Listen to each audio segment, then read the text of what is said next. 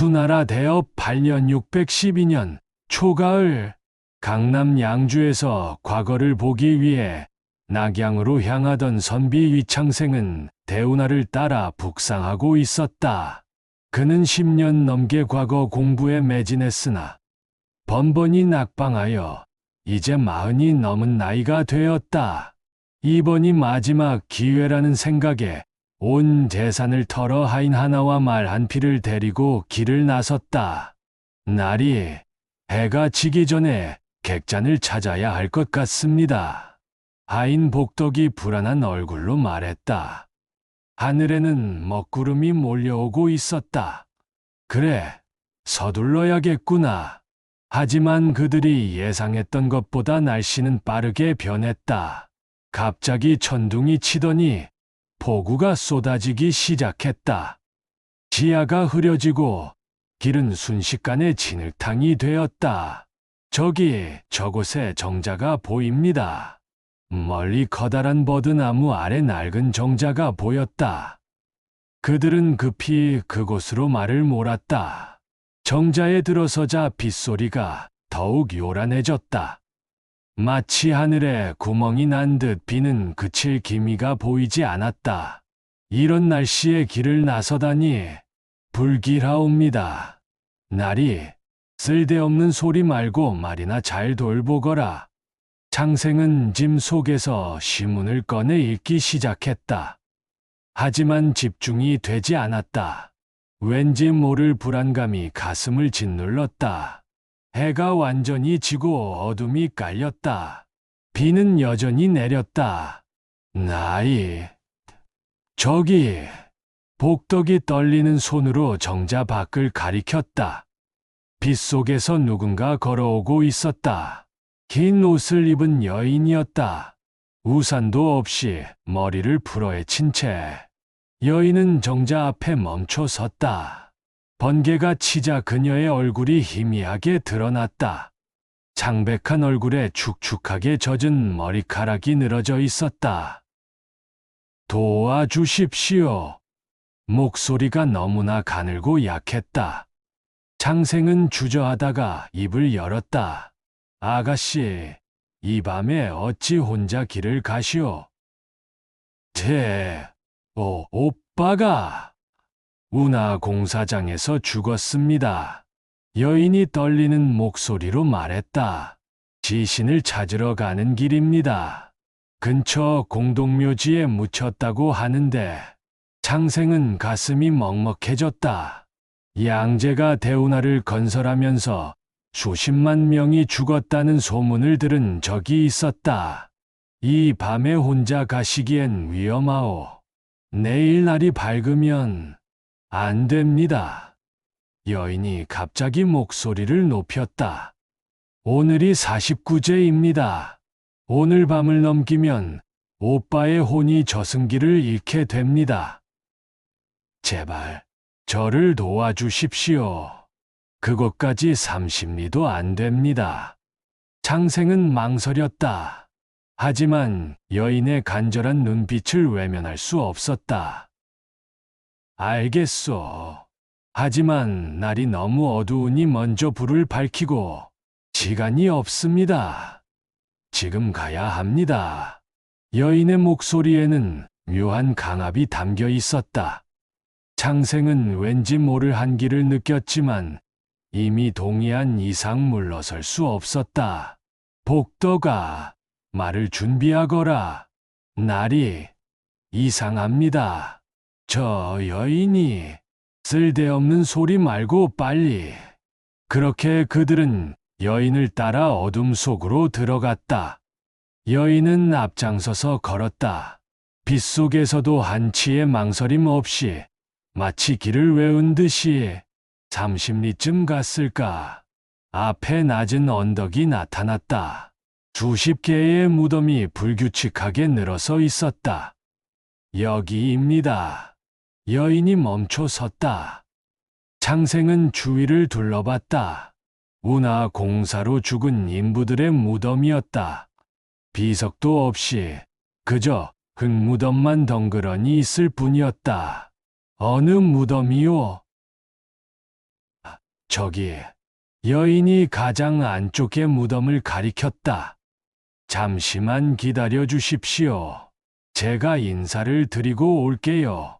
그녀는 어둠 속으로 사라졌다. 창생과 복덕은 말 옆에 서서 기다렸다. 빗소리만이 무덤을 적셨다. 나리, 빨리 떠나시지요. 뭔가 이상합니다. 조금만 더 기다려보자. 그때였다. 어디선가 날카로운 소리가 들렸다. 마치 쇠를 긁는 듯한 말이 불안하게 울었다. 저기. 복덕이 떨리는 손으로 가리킨 곳을 보니 무덤 뒤에서 커다란 그림자가 움직이고 있었다. 인간의 형상이지만 비정상적으로 컸다. 번개가 치는 순간 그것의 모습이 드러났다. 몸 길이가 장팔척은 좋게 되어 보이는 괴물이었다. 긴 팔, 날카로운 발톱, 그리고 입 밖으로 삐죽 나온 송곳니.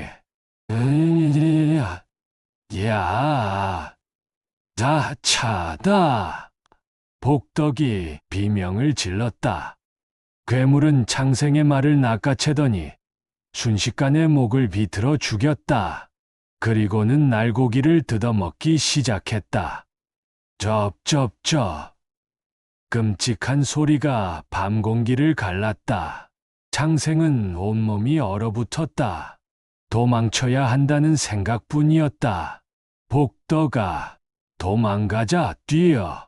두 사람은 정신없이 달렸다. 뒤에서 야차의 으르렁거림이 들렸다. 괴물이 그들을 쫓기 시작했다.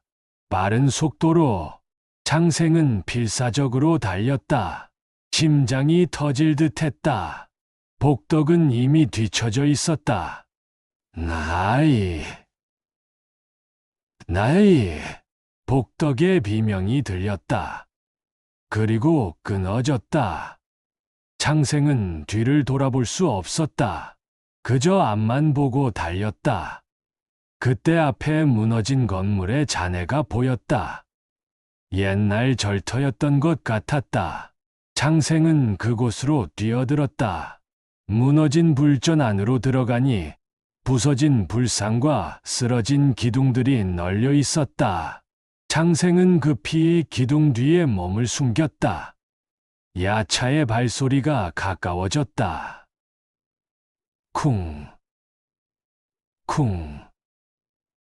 쿵. 괴물이 불전 안으로 들어왔다. 코를 킁킁거리며 냄새를 맡았다. 창생은 숨을 죽였다. 온몸에서 식은땀이 흘렀다. 그때 바닥에서 무언가 느껴졌다. 창생은 조심스럽게 손을 뻗었다. 종이였다. 아니, 여러 장의 종이가 바닥에 흩어져 있었다. 번개빛의 종이에 쓰인 글씨가 보였다. 여기 오지 마. 백의 여인을 믿지 마. 무덤 아래 구덩이가 있다. 모두 죽었다. 창생의 심장이 멎었다. 이것은 이전에 이곳에 왔던 사람들이 남긴 경고였다. 마지막 종이에는 이렇게 적혀 있었다. 도적들이 시체를 숨긴다. 이름을 기억하라. 그 아래 여러 이름이 적혀 있었다. 바로 그때 야차가 창생이 숨은 기둥 쪽으로 다가왔다. 창생은 더 이상 숨을 곳이 없었다. 그는 벌떡 일어나 반대편으로 달렸다. 야차가 쫓아왔다. 창생은 폐사를 빠져나가 다시 무덤가로 달렸다. 어둠 속에서 발을 헛디뎠다. 그는 구덩이 속으로 떨어졌다. 쿵! 바닥에 떨어진 충격에 온몸이 욱신거렸다. 위를 올려다보니 구덩이가 상당히 깊었다. 세 장은 좋게 되어 보였다. 야차의 얼굴이 구덩이 위에 나타났다. 하지만 괴물은 뛰어내리지 않았다. 잠시 망설이더니 으르렁거리며 사라졌다. 살았다. 창생은 안도의 한숨을 쉬었다. 하지만 기쁨도 잠시, 구덩이가 너무 깊어 혼자 힘으로는 빠져나갈 수 없었다. 그때 발밑에서 무언가 느껴졌다. 창생은 손을 뻗어 더듬었다. 축축하고 차가운 것이 뼈였다. 번개가 치는 순간 구덩이 바닥이 드러났다. 온통 해골과 시신들로 가득했다. 창생은 입을 막았다. 구역질이 치밀어 올랐다. 운하 공사장에서 죽은 인부들 아니었다. 이들은 목이 잘리거나 찔려 죽은 흔적이 있었다. 살해당한 것이었다. 얼마나 지났을까? 위에서 사람들의 목소리가 들렸다. 빨리 던져. 이번엔 셋이나 되는군. 무거운 물체가 구덩이 속으로 떨어졌다. 지신이었다. 창생은 숨을 죽였다. 오늘 재물이 짭짤했어. 낙양 가는 상인이었으니까 그 여자 귀걸이 봤어. 순금이더라. 하하하. 오늘 밤은 술판이다. 도적들이었다. 그들은 죽인 사람들의 시신을 이 구덩이에 버리고 있었다. 여봐라. 재물을 나누자. 나는 은자 30냥을 원한다. 무슨 소리? 내가 더 많이 일했는데. 그들은 한참을 다투다가 마침내 재물을 나누기 시작했다. 한 명씩 이름을 부르며 장삼, 이사, 왕오, 조륙, 손칠, 정팔, 하구. 창생은 그 이름들을 하나하나 기억했다. 그것만이 살아남을 유일한 방법일 것 같았다. 도적들이 떠난 후 창생은 구덩이 안에서 밤을 보냈다.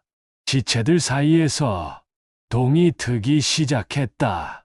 위에서 사람들의 목소리가 들렸다. 이번에는 다른 사람들이었다. 여기 무덤 도굴한 흔적이 있다. 관가의 포졸들이다. 창생은 희망을 느꼈다. 그는 있는 힘껏 소리쳤다. 살려주시오. 여기 산 사람이 있소. 포졸들이 놀라 구덩이를 내려다봤다. 이게 무슨... 빨리 밧줄을 내려라. 창생은 끌어올려졌다. 햇빛을 본 순간 그는 울음을 터뜨릴 뻔했다. 하지만 포졸들의 표정은 차갑했다. 너는 도적이냐? 어찌하여 이런 곳에 있느냐? 창생은 급히 자신이 겪은 일을 설명했다. 하지만 포졸들은 믿지 않았다. 야차, 백의 여인. 허튼 소리 말라. 너도 도적의 일당일개다. 아니오, 제가 도적들의 이름을 알고 있소. 그들이 재물을 나누며 서로 이름을 불렀소. 포졸 두령의 눈빛이 변했다. 무어라? 이름을 안다고? 장삼, 이사, 왕오, 조륙, 손칠, 정팔, 하구 모두 7명이요. 9점. 포졸들은 창생을 현 아문으로 데려갔다. 결령 앞에서 창생은 다시 한번 자신의 이야기를 했다. 결령이 턱을 쓸었다. 그대가 말한 이름들 모두 이 지역에서 악명 높은 도적들이오. 하지만 우리가 잡지 못했던 자들이지. 그렇다면 믿어주시는 겁니까? 일단 그 자들을 잡아보겠소. 결령은 즉시 포졸들을 풀어 도적들을 수색하게 했다. 사흘 후 도적들이 모두 잡혀왔다. 그들의 집에서 수많은 작물이 발견되었다. 신문이 시작되자 그들은 서로를 탓하며 모든 것을 자백했다. 100여 명을 죽여 구덩이에 버렸다고. 그런데 한 도적이 떨리는 목소리로 말했다. 우리는 그녀의 지시를 따른 것뿐입니다. 그녀, 백의 여인. 매달 보름이면 나타나 우리에게 먹이를 알려줍니다. 누가 이 길을 지나갈 것이며 얼마나 재물을 가졌는지. 허튼 소리, 진짜입니다. 우리도 처음엔 믿지 않았습니다. 하지만 그녀의 말은 항상 맞았습니다. 그리고 우리가 시체를 버리면 다음 날이면 흔적도 없이 사라졌습니다. 창생은 소름이 돋았다. 야차가 시체를 먹어치웠던 것이라. 도적들은 모두 참수형을 받았다. 창생은 무죄를 인정받았다. 그날 밤 창생은 견영이 제공한 객방에서 쉬고 있었다. 잠이 들었을 때 누군가 그를 불렀다. 위닝낭군. 눈을 뜨니 백의 여인이 서 있었다. 하지만 이번에는 다른 모습이었다. 얼굴이 온화하고 눈빛이 맑았다. 놀라지 마십시오. 저는 해칠 생각이 없습니다. 저는 3년 전 낙양으로 시집가던 중 도적들에게 죽임을 당했습니다. 저뿐만이 아니었습니다. 수십 명이, 아니, 100여 명이 그들의 손에 죽었지요. 여인의 눈에서 눈물이 흘렀다. 우리의 원한이 쌓이고 쌓여 야차가 되었습니다. 처음엔 도적들을 죽이려 했지만 그들은 재물을 바치며 우리와 거래했습니다. 더 많은 희생자를 우리에게 먹이로. 그럼 그대들은 부끄럽습니다. 우리는 원한에 사로잡혀 괴물이 되어버렸습니다. 하지만 낭군께서 도적들을 잡아주셨으니 이제 우리는 해원할 수 있게 되었습니다. 여인이 깊이 절을 했다. 고맙습니다. 이제 저희는 윤회의 수레바퀴에 오를 수 있습니다. 그녀의 모습이 점점 흐려지기 시작했다. 기다리십시오. 복덕은, 제 아이는 어찌 되었습니까? 살아 있습니다. 기절했을 뿐입니다. 마을 입구에서 찾으실 수 있을 겁니다. 그리고 여인이 마지막으로 말했다. 낭군의 문장을 읽었습니다. 훌륭하십니다. 이번 과거에 반드시 급제하실 겁니다. 그 말을 마치고 여인은 호련히 사라졌다. 방 안에는 은은한 향기만 남았다. 그해 가을, 창생은 과거에 급제하여 현령으로 임명되었다. 그가 부임한 첫 번째 일은 그 공동묘지에 제사를 지내고 100여 구의 시신을 제대로 장사 지내주는 것이었다. 묘비에는 이렇게 새겼다. 원혼들이여, 이제 편히 쉬소서. 그날 밤 창생은 꿈을 꾸었다. 100의 여인과 수십 명의 사람들이 그에게 감사의 인사를 하며 빛 속으로 사라지는 꿈을. 그 후로 그 지역에서는 더 이상 실종 사건이 일어나지 않았다. 하지만 사람들은 말한다. 보름달이 뜨는 밤이면 여전히 그 묘지에서 희미한 울음소리가 들린다고. 그것이 감사의 눈물인지 아니면 아직 남아있는 다른 원혼들의 한숨인지는 아무도 모른다.